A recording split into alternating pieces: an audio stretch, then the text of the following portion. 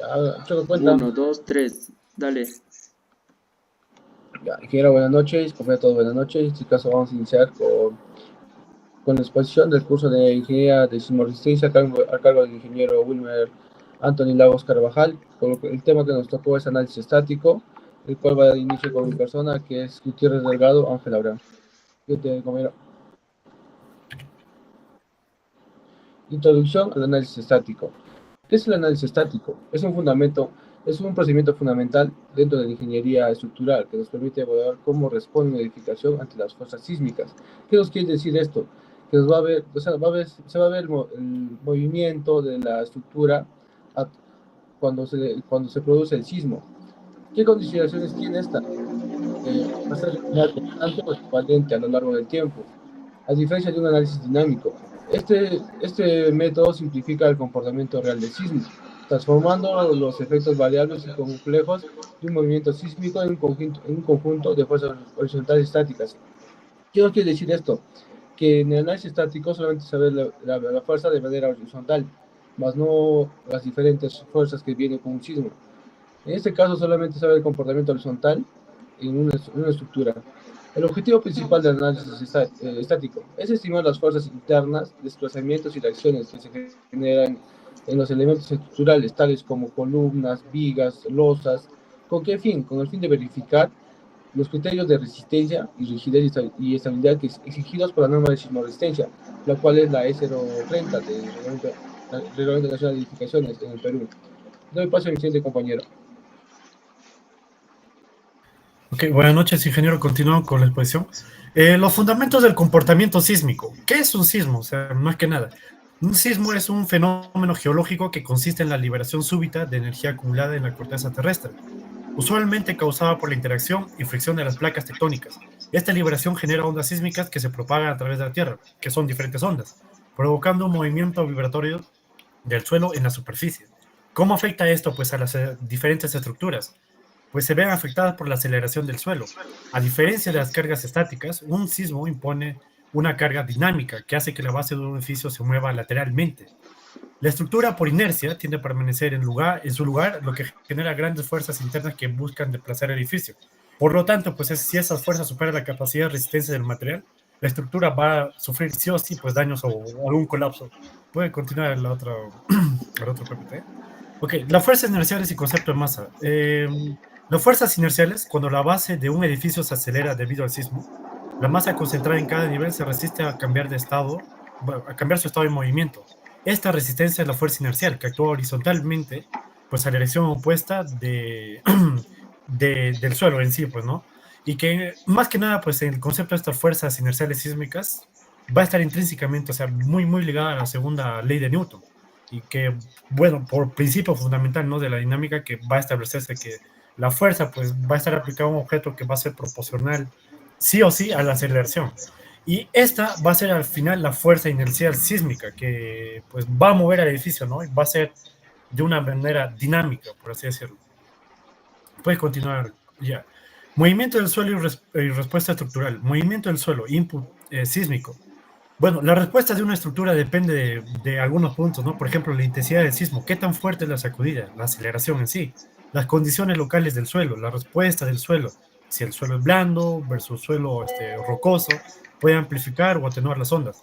Sobre la respuesta estructural, pues puede ser la respuesta dinámica, donde pues las estructuras no se mueven al ritmo que el suelo, sino reaccionan según su masa, que va a soportar el suelo, ¿no? Y la rigidez de esta estructura.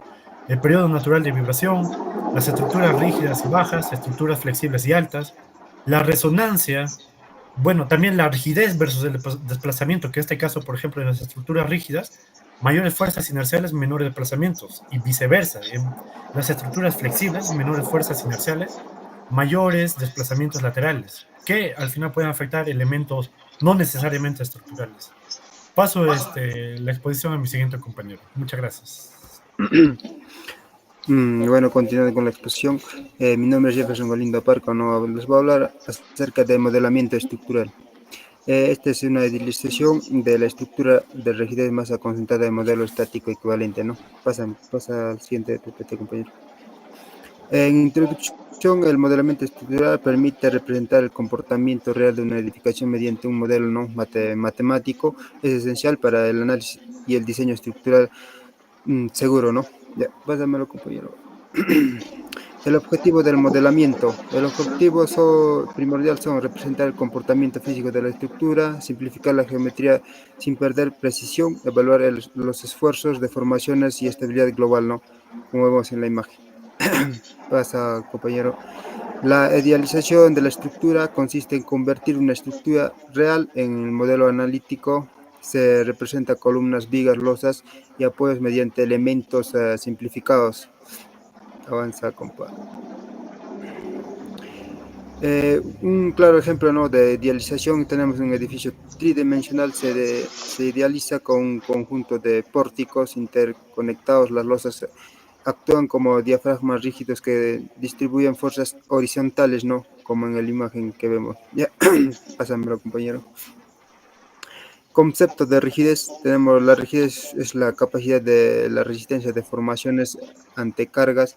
Se define como K sobre la fuerza sobre la fuerza sobre F sobre una fuerza, ¿no?, que es que en el programa ETAP se representa mediante matrices de rigidez global, ¿no? Avanza. Factores que afectan la rigidez. Vamos a tener lo que son módulos de elasticidad, vamos a ver del material, ¿no?, la geometría del área, inercia, la longitud, condiciones del apoyo y conexiones entre elementos, ¿no?, que es la viga y la columna, ¿no? Avanza, compañero. La masa concentrada, que representa el peso propio y la carga permanente, ¿no?, concentradas en los nudos o pisos, permite simplificar el análisis dinámico del sistema estructural. Avanza, compañero. El modelo estático equivalente es aproximación que convierte efectos sísmicos en fuerzas horizontales, ¿no?, equivalentes, que se aplican en estructuras regulares según la norma E030. Eso se va a aplicar según la zona, ¿no?, zona 1, 2 y 3 y la 4, ¿no? Avance, compañero. Supuestos del modelo estático equivalente. Se va a ver el comportamiento lineal y elástico. Primer modo de vibración dominante, distribuciones uniformes de masa, rigidez, ¿no?, deformaciones laterales pequeñas. Le doy pase a mi compañero. Determinación conceptual de la fuerza sísmica. ¿Qué es la fuerza sísmica? Nos dice que es la fuerza lateral estructural y tiene un propósito de cálculo, ¿no? Nos dice que es la fuerza horizontal o lateral inducida que actúa sobre una estructura durante un evento sísmico. Su magnitud es directamente proporcional a la aceleración del suelo. Se calcula meticulosamente para dimensionar y diseñar edificios que puedan resistir los movimientos telúricos esperados, asegurando la protección de vidas y minimizando los daños. Obviamente, lo que es la consideración sísmica es muy importante, ya que nos ayuda a proteger lo que es vidas o a salvar vidas, dando un tiempo estimado para que puedan salir de la estructura, ¿no? La fuerza cortante basal. La cortante basal representa la fuerza de inercia horizontal total máxima en una estructura experimentada en base debido a la respuesta sísmica. Resistencia a la cimentación. Es el cortante máximo que la cimentación y los elementos estructurales inferiores deben ser capaces de resistir para evitar colapso estructural. Obtención por análisis. Se obtiene a partir de análisis dinámicos complejos o espectrales, o mediante métodos estáticos equivalentes simplificados basados en normativas de construcción, como la E030. Factores que determinantes, nos dice, de la masa estructural, ¿no? Principio de inercia. La masa total de la estructura, incluyendo cargas muertas y una porción de las cargas vivas, ¿no? Obviamente siempre es el total de diseño. Es el factor principal que determina la fuerza de inercia. Fuerza de aceleración. Según la segunda ley de Newton, a mayor masa, mayor será la fuerza sísmica requerida para acelerarla, ¿no? Requerimiento de diseño. Los edificios construidos con materiales más pesados o con grandes cargas necesitan sistemas estructurales más robustos y costosos, obviamente, para soportar lo que es el tamaño de la infraestructura y también el peso, ¿no? Y así distribuir de manera uniforme lo que son los esfuerzos. Factores determinantes, dos, ¿no? ¿Qué es la altura de la estructura?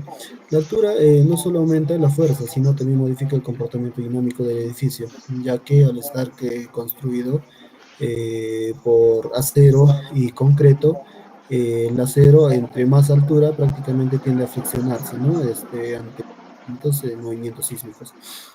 Factores determinantes 3, zona sísmica y tipo de suelo, ¿no? Peligrosidad de la zona. La ubicación geográfica del proyecto, definida por los mapas de peligrosidad sísmica, establece la aceleración máxima esperado del terreno y el nivel de exigencia estructural, ¿no? Mayores niveles de sismicidad implican mayor esfuerzo de diseño. Obviamente en los suelos blandos o saturados tienden a amplificarse lo que son la energía del sismo, ¿no? Transfiriendo una mayor energía de la estructura y aumentando significativamente la demanda sísmica por el mismo hecho de la composición del suelo que no tiende a soportar ese tipo de movimientos y lo que hace es amplificar lo que es la energía, ¿no? Concepto del espectro de diseño sísmico. El espectro de diseño es la herramienta fundamental que permite traducir el periodo sísmico de un sitio de una fuerza aplicable del diseño estructural. Aceleración versus periodo. Es una curva que relaciona la aceleración sísmica esperada, ¿no?, con el periodo natural de vibración de la estructura. El diseño específico permite al ingeniero determinar la cortante basal y la distribución de fuerzas de manera específica para cualquier tipo de edificio según su rigidez y masa, por el diseño dimensional, ¿no? Ajuste de diseño. Incorpora factores de amortiguamiento, de utilidad de la estructura y de clasificación del tipo de suelo para optimizar el diseño y garantizar la seguridad. La visualización del espectro, ahí tenemos una imagen referencial, nos dice que es la curva, muestra la aceleración a la que será sometida una masa para un simple periodo determinado. El pico de la curva meseta corresponde a la zona máxima de la respuesta sísmica. Obviamente se hace un ensayo más o menos a cuál sería el valor de sismo como máximo que podría recibir, ¿no? Y depende de ello se hace lo que es el dimensionamiento. Bueno, le resumen de integración de factores para la fuerza sísmica. Bueno, ahí tenemos que es la masa de la estructura, espectro de diseño, altura estructural, zona sísmica y el tipo de suelo, ¿no? Bueno, como conclusión de este tema, bueno, para este punto prácticamente tenemos que, como primero tenemos la precisión conceptual, ¿no? Que sería, es vital comprender y calcular la fuerza sísmica con precisión para garantizar la integridad, obviamente para tener un buen diseño. El correcto uso del espectro de diseño y la consideración de los factores de sitio aseguran la construcción de edificios resilientes y seguros, ¿no? La inversión en ingeniería sísmica avanzada no solo es un requisito, sino una obligación ética, ¿no? Como ahora recién se está dando lo que es, según la norma 030, de manera obligada aquí en el Perú. Pasa mi compañero. Bueno, continuando con la exposición, parámetros que intervienen en el análisis estático. El análisis estático sísmico estima las fuerzas sísmicas actuantes en una estructura mediante una fórmula simplificando basada en parámetros que representan la zona sísmica, tipo de suelo, uso y características de edificios. Los principales factores son coeficiente sísmico y su interpretación y aplicación, factores de importación, reducción y amplificación, y influencia de tipo de suelo y categoría estructural. Siguiente, compañero. Ya. Influencia de tipo de suelo y categoría estructural. Tipo de suelo. El tipo de suelo afecta la respuesta sísmica de terreno y de la estructura. El suelo rocoso, el movimiento sísmico es rápido y de baja amplitud, generando menores esfuerzos. En suelos blandas, las ondas sísmicas se amplifican y duran más tiempo, aumentando la probabilidad de daño estructural. Categoría estructural. La categoría estructural clasifica los edificios según su uso de nivel de riesgo y ocupación, de lo cual influye directamente en el factor de importancia y por lo tanto en el diseño sísmico. El siguiente, compañero.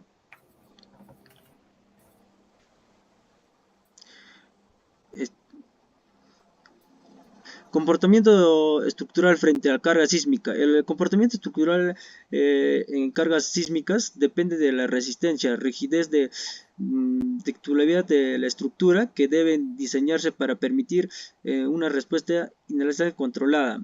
Le doy pase a mi compañero.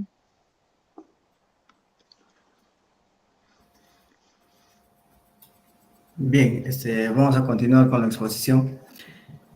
Con respecto a la anterior diapositiva, sí, justamente lo que se busca es que la estructura disipe la energía del sismo, ¿no?, mediante deformaciones sin colapsar, para lo cual se requiere un diseño simétrico y continuo, ¿no?, evitando irregularidades que generen concentración de esfuerzos, como el efecto de piso blando o la torsión, ¿no? La distribución de fuerzas en la altura es una manera conceptual. Son fuerzas en la altura, se refiere a cómo las cargas se reparten verticalmente en una estructura, considerando el peso y la rigidez en cada piso. El análisis se enfoca en el efecto directo y se complementa con efectos torsionales y ortogonales, como bien decía, ¿no?, por piso, y en cada piso hallar su centro de masa. Siguiente, por favor. Bueno, los conceptos claves para la distribución son las cargas y fuerzas sísmicas, ¿no?, que es en estructuras, se consideran diversas cargas como muertas, vivas y ambientales, ¿no? Bueno, las cargas muertas, que son el peso propio de la estructura, ¿no?, y las vivas son los que normalmente usamos, y las ambientales vienen a ser los vientos o los sismos. La fuerza sísmica es una carga lateral que se distribuye en altura y se puede calcular basándose en el corte basal, el peso y la pseudoaceleración de la estructura, ¿no? También tenemos la cortante basal, que es la fuerza horizontal total que llega a la base de la estructura durante un sismo, ¿no?, y la distribución vertical del cortante, ¿no? La fuerza sísmica total se distribuye en cada nivel de la estructura. El principio es que los pisos inferiores, al soportar una mayor masa y rigidez, experimenten mayores fuerzas. Siguiente, por favor. La rigidez y fuerza, ¿no? El cortante de un piso se distribuye a los pórticos o elementos estructurales de manera proporcional a su rigidez. Un pórtico más rígido soportará una mayor porción de la fuerza horizontal, ¿no? El cálculo conceptual: para distribuir el cortante de un piso se calcula la rigidez de cada pórtico en esa planta. Se suma la rigidez de todos los pórticos en esa dirección y se divide la rigidez de cada pórtico por la suma total, ¿no? Esta proporción se multiplica por el cortante del piso para obtener la fuerza en ese pórtico específico. En efecto torsional y ortogonal se genera por la excentricidad en el centro de masas y el centro de rigidez de la estructura. Este efecto puede causar un momento torcido adicional que se distribuye entre los pisos, ¿no? Ocurre cuando un sismo tiene componentes en ambas direcciones, en X y en y es importante considerarlo para estructuras en 3 dimensiones. Siguiente, por favor. Bueno, la deriva y los desplazamientos. Los desplazamientos son movimientos laterales absolutos de un punto en una estructura respecto a su base, ¿no? También es el cambio total de posición de un punto o piso desde su posición inicial hasta su posición final, es decir, su movimiento absoluto, ¿no? En la ingeniería civil se calcula para evaluar la deformación horizontal de la estructura. Bueno, y la deriva es el desplazamiento relativo horizontal entre dos pisos consecutivos. También se conoce como deriva de piso a deriva entre piso, ¿no? Su cálculo es fundamental para asegurar que la estructura no sufra daños excesivos. El desplazamiento en sí es un piso en relación a la base de la distancia que recorre este piso, ¿no? Y relación entre deriva y desplazamiento, ¿no? Que deriva se calcula a partir de los desplazamientos para calcular deriva de un piso, ¿no? Siguiente, por favor. Bueno, la importancia del equilibrio y la ductilidad, ¿no? La ductilidad es la seguridad bueno, la ductilidad, seguridad de estructuras, ¿no? Permite que edificios, puentes y otras estructuras se flexionen y deformen durante eventos como terremotos sin colapsar súbitamente, ¿no? O sea, la ductilidad en sí es la capacidad de un objeto de poder deformarse y volver a la forma natural con la que de la que era, ¿no? Y bueno, la absorción y la ductilidad también es la absorción de impactos en aplicaciones como la industria automotriz, los materiales dúctiles absorben energía en caso de accidentes, ¿no? Protegiendo a los ocupantes, ¿no? Bueno, el equilibrio, adaptación de aplicación. Siguiente, por favor. Existe, los ingenieros y fabricantes deben encontrar un equilibrio entre la ductilidad, la resistencia a la tracción, la dureza y otras propiedades, dependiendo del uso final del producto, ¿no? Bueno, evitar fallos frágiles para mejorar su rendimiento y bueno, el compromiso entre las propiedades. La importancia del equilibrio y la ductilidad radica en la seguridad, ¿no? Y la funcionalidad de las estructuras y productos. La ductilidad permite que los materiales se deformen sin romperse, absorbiendo energía, ¿no? Y previniendo fallas catastróficas, algo crucial en construcciones sísmicas y en la industria automotriz, ¿no? Como bien decía. Siguiente, por favor. Bueno, eso ya mi compañero. Bien, ingeniero y compañeros, continuando con la cuestión, yo les voy a dar algunas conclusiones sobre el tema hablado de cada uno de mis compañeros, ¿no? En lo primero, les voy a hablar sobre la importancia del análisis estático en la ingeniería sismo resistente, ¿no? El análisis estático contribuye con una herramienta fundamental en ingeniería sismo resistente, ya que esto nos permite evaluar el comportamiento estructural en las edificaciones entre cargas sísmicas de manera simplificada y eficiente, ¿no? En este tipo de análisis nos facilita la estimación de las fuerzas internas y el desplazamiento que pueden presentarse durante un evento sísmico, ¿no? Sirviendo como base para el diseño seguro y económico en la infraestructura que se va a diseñar, ¿no? Especialmente en edificaciones de baja o de mediana complejidad, ¿no? También tenemos una conclusión que sería las ventajas y limitaciones en el análisis sintético, ¿verdad? Entre las principales ventajas del análisis estático destacan su simplicidad, la rapidez de la aplicación y la facilidad de interpretar los resultados, ¿verdad? Sin embargo, sus limitaciones radican en la incapacidad de representar adecuadamente los efectos dinámicos reales en un sismo, ¿no? Como la distribución temporal de las fuerzas, la interacción entre el suelo y la estructura, o el comportamiento no lineal de los materiales, ¿no? Por ello debe emplearse como ciertos ingenieros y cuando sea necesario complementarse con los análisis dinámicos más avanzados ahora, ¿no? También otra conclusión, como dijeron de la exposición de los compañeros, tenemos el rol que de nosotros, de los ingenieros civiles en la seguridad estructural, ¿no? Nosotros como ingeniero civil debemos de desempeñar un papel fundamental o esencial en la seguridad estructural, ¿no? Al garantizar que las edificaciones cumplan con los principios de resistencia o las normas establecidas y la ductabilidad durante frente a cargas sísmicas, ¿no? Su responsabilidad profesional y ética implican no solo aplicar los métodos de análisis adecuados, ¿no?